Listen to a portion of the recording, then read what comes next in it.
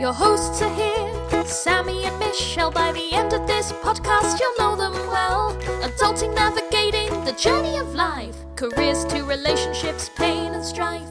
Put down the rule book, rethink the status quo. If there's another direction you wanna go, find purpose, passion and mastery in all that you do with Status Post Adulting. Hey, Status Post Adulting fam! This is Sammy. And Michelle. And you're listening to the 58th episode of Status Post Adulting, where we are talking about how you do one thing is how you do everything. But first, let me check in with my co-host, Michelle. How are you doing, Michelle? I'm good, Sammy. We are literally coming to you live this week from our closets. Yes, we may have noticed that there was a little bit of echo on the previous episodes, and our new home doesn't have carpet. I think that contributes somewhat to it, and we want to make sure we maintain really good sound quality, and for some reason the closet is a great place for that. It's filled with clothes, aka acoustic absorbing walls, and hopefully this week's episode sounds a little bit better. Yeah, but if you don't care, let us know. We can take a vote because this is probably how we're going to be recording our episodes moving forward. All that being said, Sammy, I did have a question for you. I was thinking about something recently. Tell me. Okay, a little backstory.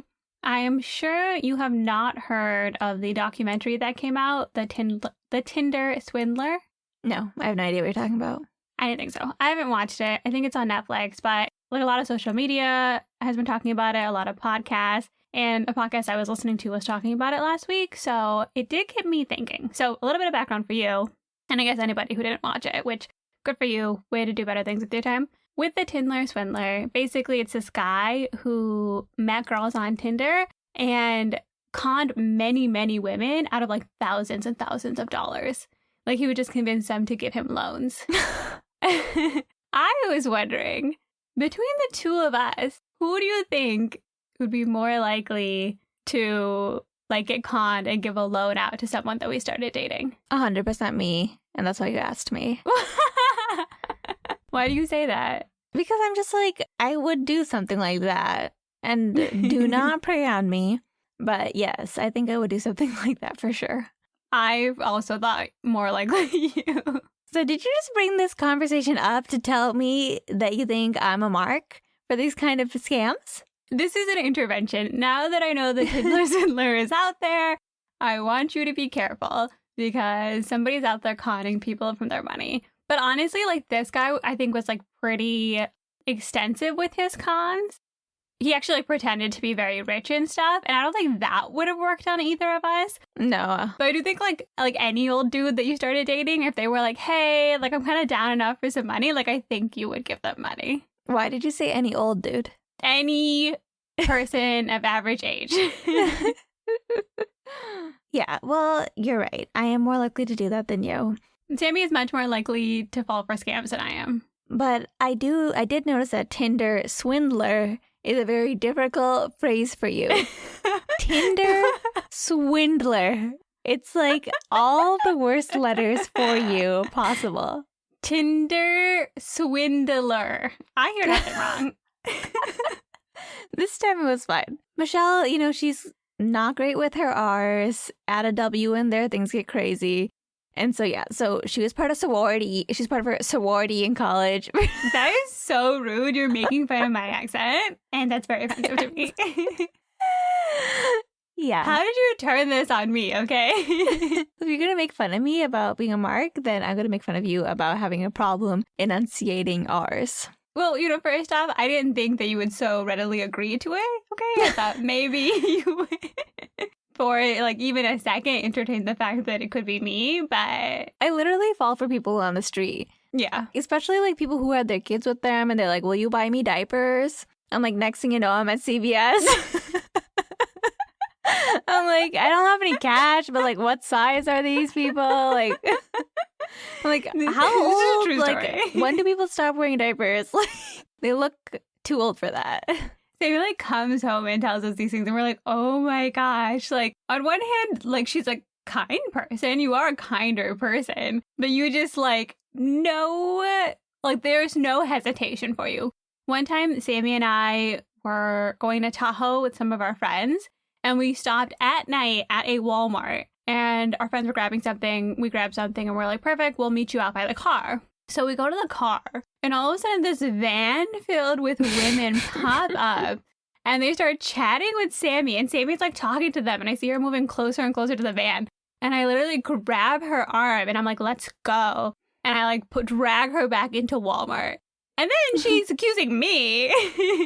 She's like, those women were like running. She had like a whole narrative. Yeah, they weren't just chatting with me, okay? They had escaped their one of their abusive husbands, and I don't know what they needed. You know, that's when they're talking quieter and quieter. I'm like, are you just looking for cash? Like, do you want gas? Like, what is it that you want? I'm like, these people are about to grab my sister. I didn't realize this is a common scam that people try to get you into your van. So PSA, if there is a van full of women and they start talking quietly, do not move closer to that van. If a van full of people ever approach you, do not. But yeah, so I did think for that reason that you'd be more likely to fall for the scam. The only reason I thought that I could potentially fall for it is because I'm much more likely to date someone who is legitimately not making money. That's so true. Anyway, so glad you brought that up. Because we can often recognize what type of people they are by how they do one thing. Because how you do one thing is how you do everything. And that's what we're going to be talking about today. We've heard this phrase in a lot of different places, most commonly with Mystic Michaela of Know Your Aura podcast. Huge fans of the Know Your Aura podcast and Mystic Michaela, love you. But she always talks about how you do one thing is how you do everything. And we try to look up where this quote came from. They say maybe it's a Zen Buddhist quote. Simon Sinek also talks about it. Maybe it's a consulting thing. Like, I feel like we found a lot of consulting videos when we were trying to research this. A lot of Australian consulting videos in particular. This must be a common phrase there, which is great because we think it's really apt just for your personal life and for yourself too. Michelle and I were watching a video recently, which I think really exemplified this concept. And it was actually a video of our little cousin in India. And his dad, who is also our cousin, was videotaping him secretly while he was folding the clothes. And it was so funny because he started folding this piece of clothing, and then like you could tell he was like looking at it and he's just like displeased with how it was folded. And so then he like undoes the whole thing. And I don't know how old he is. I'm guessing like maybe 7-ish. No, like 5. Like very young. And then he starts folding it again. And his dad is like literally doing commentary and like mocking him while doing this. And I thought it was so apt because, one, I could see myself in that little kid. It was very particular. Like, this was this kid's like free time, I think. Yeah. Like, it wasn't like a chore. Like, this was like, you could tell like this was something he wanted to do. And he was like very determined to do it correctly. Yes. And it was very much a how you do one thing is how you do everything. Like, you see that kid and you're like, he's going to do something great. Like, he's going to be a diligent person when he grows up because he cares a lot. Like, he puts the time into things. He's detail-oriented. He doesn't like things that are messed up. And I think that really exemplifies this idea of how you do one thing is how you do everything. Even those little things that we do are a representation of our greater nature. Yeah, Sammy. The phrase is pretty self-explanatory in what it means, but the concept behind it is the idea that how we do anything in our life, the little things, the big things, it's going to be reflected in other aspects of our life as well. I think the example you give, Sammy, is really great with our little cousin, which is like someone who's that clean and particular about folding kamundi, like a little piece of clothing, is going to for sure exhibit that in other parts of his life. I think another one we commonly see, Michelle, is people who have a more victim mentality. No matter what situation they are in, it's always like something bad happened to them. And you know these people, like you'll be talking to them and you'll be like, oh, like how was your morning? Well, it was terrible because I went to get in my car and there was no gas in there. And I was like, what the heck? Like, how come there's no gas in my car? And it turned out that they always have like this negative narrative where bad things are deliberately happening to them. And that's how they kind of frame their whole viewpoint on the world.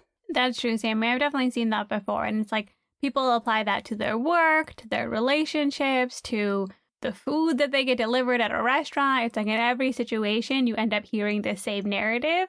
And it becomes very clear that that's like a part of who they are and how they see the world. On the other hand, I think more on a personal side, for me, when I think about how I do one thing is how I do everything, I know sometimes when I've like met people before, it can be shocking when I'm like, oh, I don't eat sugar, I don't use social media, I don't drink. And it just seems like, oh my gosh, I'm this like crazy person who like lives a super, super strict life. Like, what cult are you in? A cult of good health. What it really is for me is that when I find that there is something in my life that I'm like either very addicted to or I feel like I am doing way too much of it, I've always tried to control it. Like I tried to control my social media use. I tried to control how much sugar I eat. I tried to control how much I was drinking. And in all of those situations, like I don't have enough self-control or self-discipline to do things halfway. It's much easier for me once I identify something toxic in my life to just like cut it out. And so sugar was like the first thing where I was like, boom, I just can't eat sugar. Like, especially when it comes to like desserts, sodas, things like that. Like, it's just easier for me to say no. Social media, deleting the app off the phone, all of that stuff doesn't work for me. No personal social media for me. Deleted it all. And then with the drinking, couldn't really control how many drinks I was having. It was difficult to make decisions when I was drunk. And I was like, boom, I'm just going to cut it out. And so for me, when it comes to handling those things, I do it very much the same way.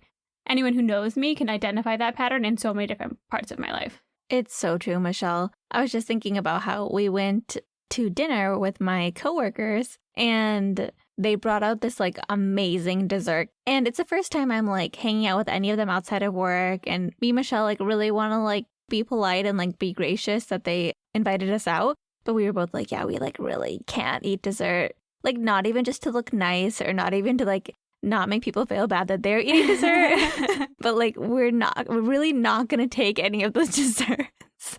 Oh, because, yeah, it's just easier for us to never eat dessert than to do it in moderation. Yeah, they brought out a dessert tray, and it's definitely that first little bit of like, yes, well, everything looks good. But like, I'm like, I can't. Like, we've been so good about sugar because we have like relapsed basically when we were at home. And so we've been really good about it. And I was like, that looks delicious. Like, you don't even know how much I love dessert. But I was like, I can't even pretend. I can't even take a bite right now because I know I have to control myself. Mm-hmm. Yeah, exactly. exactly. I just see that slippery slope. The wake up at night with all this chocolate on my face. Like, ah! It's so true. And there's like the moment where like they're like looking at you and they're looking at the dessert tray and then they're like, does anybody want any more? Do you guys want any more? And we're like, no, really no, really no. Move that tray right now. Out of my face. I think about a date that I went on a few years back where it was like technically the second date with this guy, but the first date was in a park. So it was like the first date that would require anybody paying for the meal. And it was during COVID time. So we were at a place where like you order, then you sit down. And so we went to the window to order and I ordered the food and then it was time to pay. And like my date was like nowhere to be found. So I paid for the food and then I'm like looking for him and he had like sat down at a table and it's just like self-seating like, you know, like you would at Chipotle or something. And so I go to sit down and there's like no mention of the fact that I just paid for this or like anything like that. And then finally at the end of the meal, he's just like, oh, so how much do I owe you? And I remember I was like, oh my God, like that's so trash. Like who does that? Like who just like disappears and doesn't say anything? And it's like technically like your first date with that person, like first real date. And I remember like I had like a whole complex about this because I was like, even if that was my friend, you know, and they had paid for the food, as soon as they came to the table, if I had for some reason went to sit down without notifying them. Which is already crazy. Like I would never abandon my friend while they were paying for my meal. Exactly. Like at first I'd be like, oh, I'm going to go sit down and save us a table or something like that. And then once they come to the table, I'd be like, hey, how much was it? Like, let me pay you back. And given that this is a date, you know, kind of expect them to pay for it. Not trying to be like that, but I am like that. Well, it's funny because like we had such a big debate about this, Amy, and I was like, you shouldn't go on another date with this guy, which I think what I didn't have the words for at that time was like, this dude is disrespectful. Like how you do one thing is how you do everything. And I just like was like, this is like a bad sign. Like this person is not going to surprise you in other ways. Yes, you're so right, Michelle. It's like a little bit selfish, a little bit not really considerate to do. And I was really like skeptical about going on this date, but I had a girlfriend who was like, no, you're being too picky. You should go on another date. Those people are the worst. They're the worst people. And it's so funny because he continued to be the same person. Like he was talking about how his friend was getting a gift for his girlfriend, and he was like mocking how much effort and time his friend was putting into getting like the perfect gift for her. And he like looked at me and he was like, you wouldn't want that, would you? I'm like, yes, I would. Like I value someone who cares enough about me to put time into a gift for me. I'm like, there's nothing funny about that. Like that's a really sweet thing to do. He also implied that you could switch jobs, make a lot of money, and then he wouldn't have to work. This was all on the same date too, people. Like this isn't like you notice these signs on different dates. Like on one date, all three of these things happened. Yeah, he was literally like, you'd be a really good financial advisor, and then I wouldn't have to work. I'm like, this is date 2, and you're already trying to be a house husband. That's the thing. He mooched on you for that meal. He's about to mooch on you for the rest of his life. So yes, how you do one thing is how you do everything.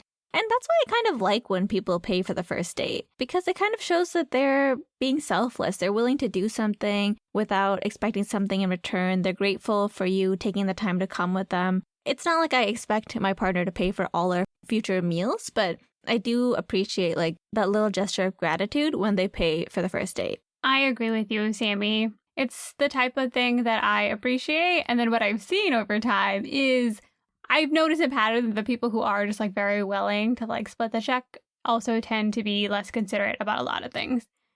Another like things to look for when you're dating is like when people say like, oh, like when you go on a date with someone, like see how they treat the bartender or the waiter or the waitress. And I think that's also a really great thing to see because this person might be able to pretend to be sweet to you on one date, but are they also treating other people with respect? Like, is this something that comes to them naturally, or is it they're kind of a rude person? Like, if someone is rude to another person while I'm on a date with them, that to me is like a major, major deal breaker. That is so true, Michelle. One test that I like to do is when I show up to the date, which is usually a few minutes late. One time it was an hour late. I'm sorry to that person, like so sorry. But usually it's a few minutes late and I'll say something like, oh, I'm sorry, I'm late. Like, were you waiting here long? Like, normal thing to say. And how someone responds to that really shows a lot about their character.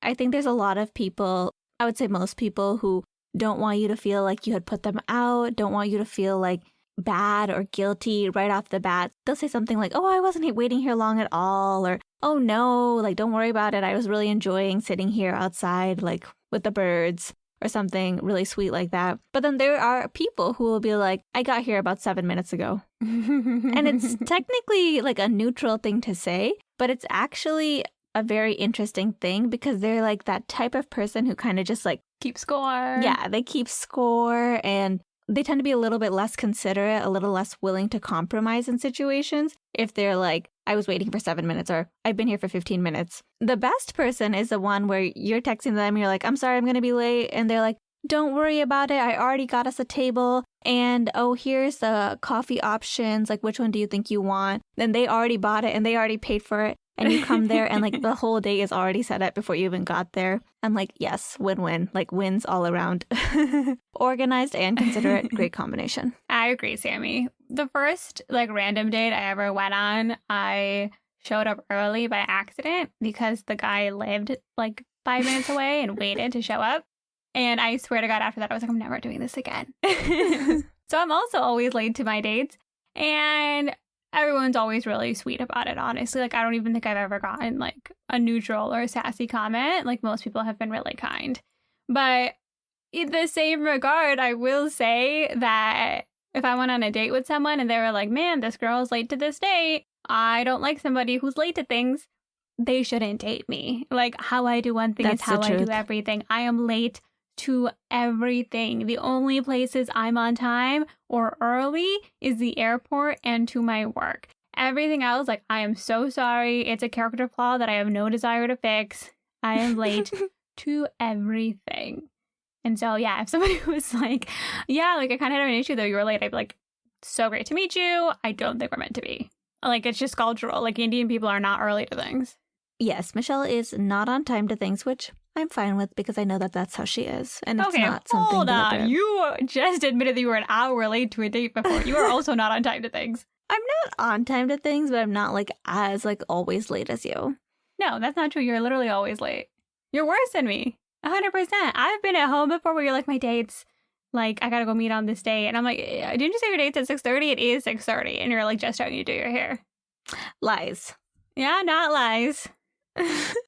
Anyway, that's a good point, Michelle. You kind of also want people to know who you are and actually get along with the person that you are.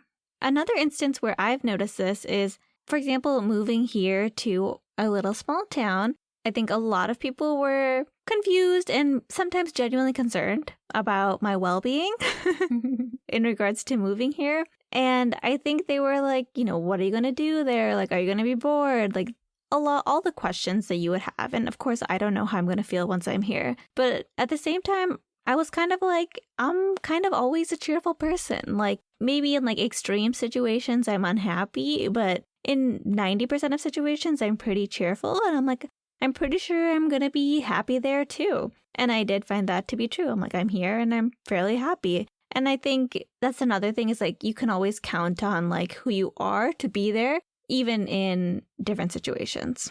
I think that's true, Sammy. I agree. Like, I think you're very adaptable. And I think that one of the things that helps you make a big change like this is knowing you've done it many times in your life and that no matter what situation you walk into, like, everything's not easy, but that you have a general positive outlook, which helps to make you feel good about the decisions that you're making. It's true, Michelle. And I think you have a positive outlook as well. Stop. And thanks for moving here with me. And it probably comes from our extremely positive parents. See the episode where urine was falling onto their head and they thought it was a sign from God. It is true. I will say I realized this when I had my last job and like stuff was hitting the fan. I like don't even notice I do it. Sometimes I am always very positive about so many things and about my situation. And like my coworkers were starting to comment on it. They're like, oh, you're like so positive. They're like, we're kind of concerned for you.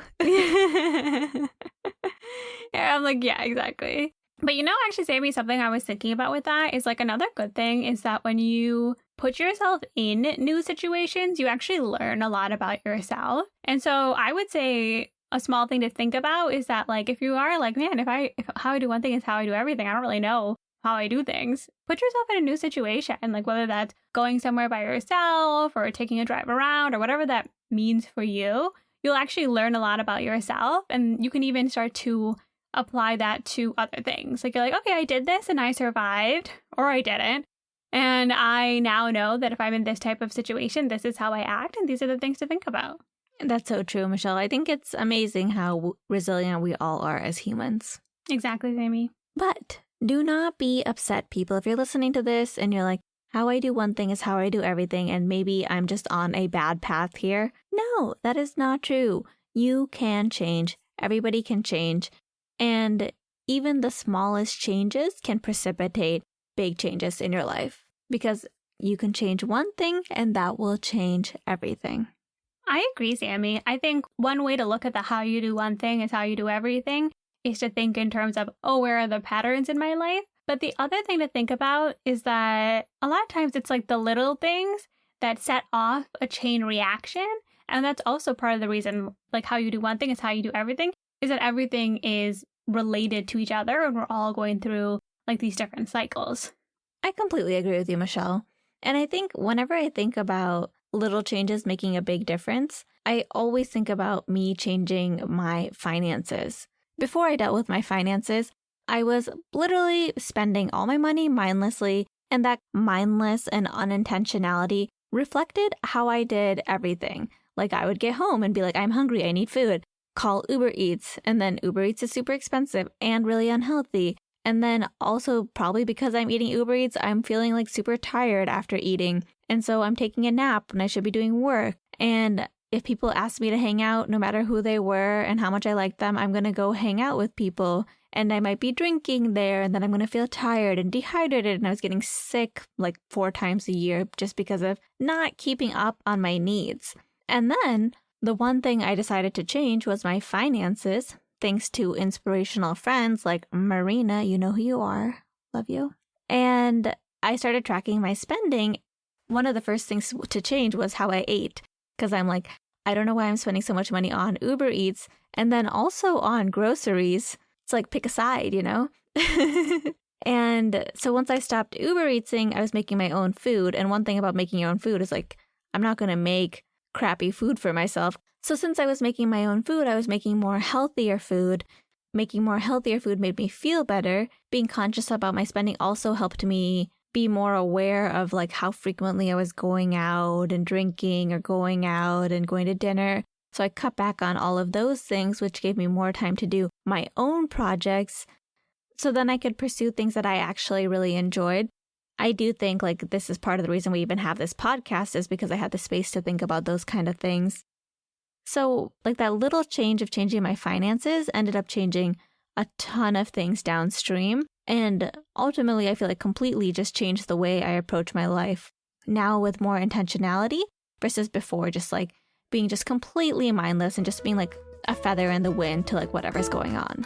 It's so true, Sammy. And I think the takeaways are related to that in such a big way. The one thing being, obviously consider how you do one thing is how you do everything. And that means two things, which is one, there are probably different patterns in your life that if you're able to identify them, it'll either help you predict how you'll react in the future, understand yourself a little bit more, or help you make changes. And that's, to Sammy's point, one small change can actually have a major effect.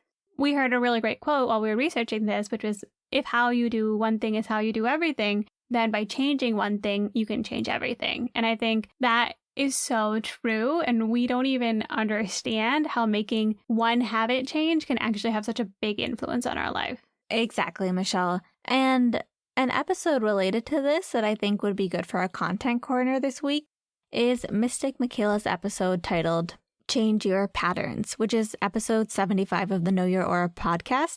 She specifically talks about how our patterns rule our lives and helps us try to recognize what patterns we have in our own life and how to change them in order to create a new reality for ourselves. So, Sammy, are there any things that you are thinking about making small changes in your life to ideally have a greater effect?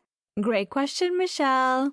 As some of you may know, Lent is around the corner, and I still like to participate in Lent. I think it's a great way to kind of reevaluate your patterns and behaviors and change yourself in a way that makes you a better person overall. I remember as a kid, one time I gave up television and being on the computer, which at that time was AIM, AOL Instant Messenger. And that like drastically changed me because I remember I was like completely out of the loop of what was going on with my friends and what everybody was talking about. And I kind of realized that like all of that is a false reality. And now today, you know, we can see things like the metaverse forming, and you really see how like that false reality is just taking on a whole new life. How we do one thing as a society is about to be everything in our society. Exactly.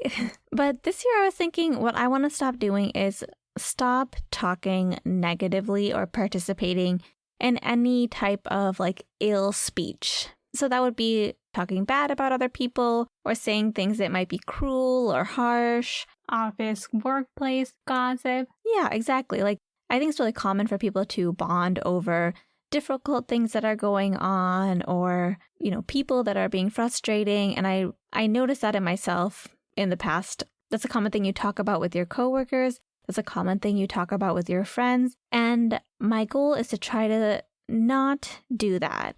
And it's really interesting because what I'm finding is a lot of times I participate in these conversations because I think I'm kind of supporting the other person or I'm making them feel better or making them feel heard. You do feel like if you said something like, oh, I don't want to talk about that with you, you're shutting down the other person and you're kind of leaving them isolated when they're feeling anxious or stressed about something. So this for me is learning how to walk that line of supporting someone, but without saying something negative about someone else. I love that, Sammy. And if our listeners have anything that they're thinking about or patterns that they want to change, definitely reach out to us. You can DM us at Status Post Adulting. you can email us statuspulsadulting@gmail.com. And also, if our audio has been driving you crazy, if this is better or worse, let us know, because we only know what we hear, and so it would be great to get some feedback from you as well. And most importantly, be sure to join us next time as we put down the rulebook and rethink the status quo.